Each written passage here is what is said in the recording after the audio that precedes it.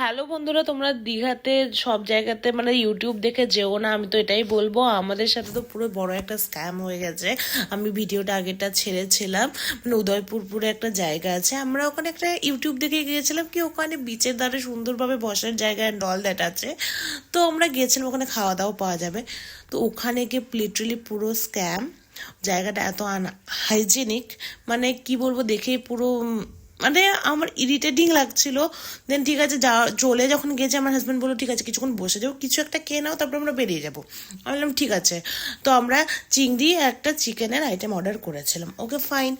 দেন চিকেনটা এত জঘন্য ছিল, একটা চিংড়ি নর্মাল আইটেমের দাম ওখানে 700 না 800 টাকা, ওকে ফাইন।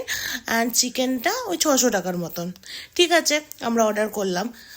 চিকেনটা পুরো গলা নালি টাইপের মাংস, পুরো আমি জানি না, ওগুলো ক্লিপ আমার কাছে থাকলে আমি অ্যাড করে দেব।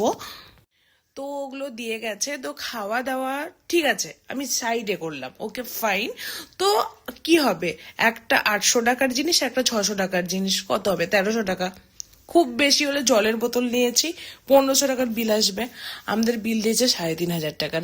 মানে সিরিয়াসলি, ওখানে রিজনটা কি দিয়েছে, আমরা নাকি এতক্ষণ ধরে বসেছিলাম, তো চেয়ারের কস্ট নাকি 2000 টাকা। মানে সিরিয়াসলি ভাই, ওরা 5 স্টার হোটেলের থেকেও আলাদা লেভেলের। মানে সিরিয়াসলি ট্যাক্স লাগিয়েছে তার মধ্যে, কিসের, মানে আমার ওখানে পুরো স্ক্যাম চলছে বন্ধুরা। তো আমি তো বলবো ভিডিও, ইউটিউব দেখে এই ধরনের ভিডিও দেখে তোমরা তো একদমই যেও না। মানে আমার লিটারালি ওখানে মাথা গরম হয়ে গেছে। মানে আমি আমি মানে আমার কি করে আমি মানে মানে আমাদের ট্রিপটা নষ্ট করতে চাই না বলে আমি ওখান থেকে বেরিয়ে চলে এসেছি। আমি আর কিছু বলতে